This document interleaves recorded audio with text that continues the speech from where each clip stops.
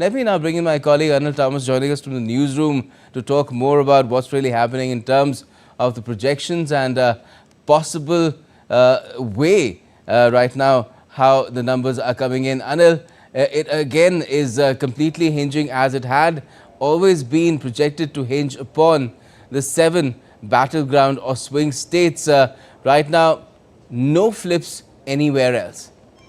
Well, good morning, Gautam. Well, that's exactly what everyone is looking for with bated breath, especially in 2020, the swing states. Many expected Trump to come out strong, but Biden managed to flip many of them, and this time around we're still waiting for the swing states.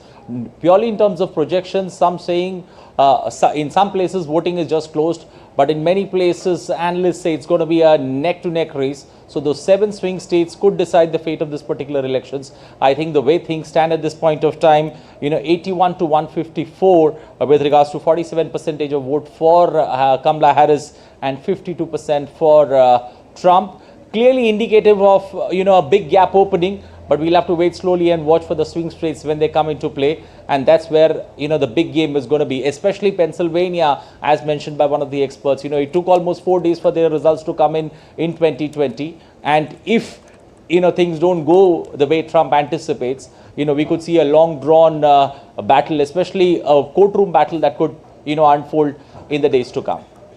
Yes, certainly. What's really happening in Iowa? Because that was again looking like a state that could be flipped. If you look at, if you consider the opinion poll, very controversial and very much talked about opinion poll that had said that Kamala Harris has a bit of a chance of flipping it.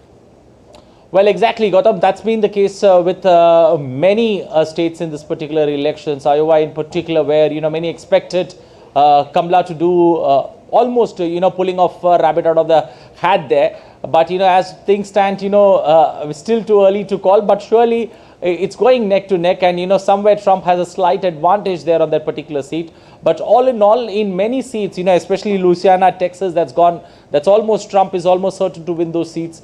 Things could get interesting. But the big gap opening up, many people calling up and asking the big gap opening up, is it Trump? Is it all the way Trump this time to the White House? I think still early to call, but I think it's an interesting election. You've never seen an American election go so close. And, cultural issues, conservatives, they're very much out. This is the last chance that conservatives have, especially when it comes to, pulling things back. Cultural issues, women's rights, all on the forefront. We'll have to wait and watch whether the Republicans or the Democrats, have they managed to get their voters to come out and vote? That's going to be the big question. And that's where the flip or the swing is going to be.